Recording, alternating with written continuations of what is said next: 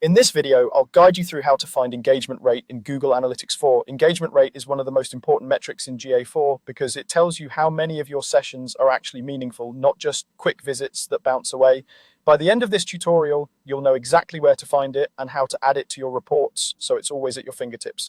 First, open your browser and go to analytics.google.com. Make sure you're signed in to the correct Google account that has access to your analytics property. If you manage multiple properties, double check that you've selected the right one from the property selector at the top of the screen. This ensures you're looking at the correct data for the website or app you want to analyze. Once you're in the right property, take a look at the menu on the left-hand side. You'll see several main sections there.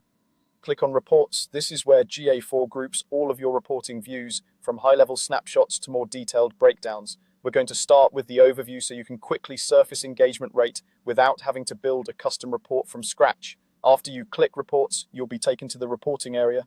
Here, look for the option called Report Snapshot and click on it. The Report Snapshot is like a dashboard-style overview of your key metrics and cards. By default, it might show things like users, views, conversions, and traffic sources, but not always engagement rate. That's why we're going to customize it slightly so engagement rate appears as one of the metrics you can see at a glance. At the top right of the Report Snapshot page, you should see a small pencil icon. This is the Customize Report button. Go ahead and click that pencil icon. When you do, GA4 opens a customization panel that lets you choose which metrics and dimensions are displayed in this particular report. You're not changing your data, just how it's presented in this view. This is helpful if you want engagement-focused reporting without having to dig around every time. Inside the customization panel, look for the section where metrics are listed. There will be an option to add metric. Click on add metric. This tells GA4 that you want to include another data point in this report. If you already have several metrics listed, don't worry. Adding one more just expands what you can see and compare. After you click add metric, a search box or a list of available metrics will appear. In the search field, type engagement rate. GA4 has a lot of possible metrics, so using the search bar is the quickest way to find exactly what you need. As you start typing, you should see engagement rate appear in the results.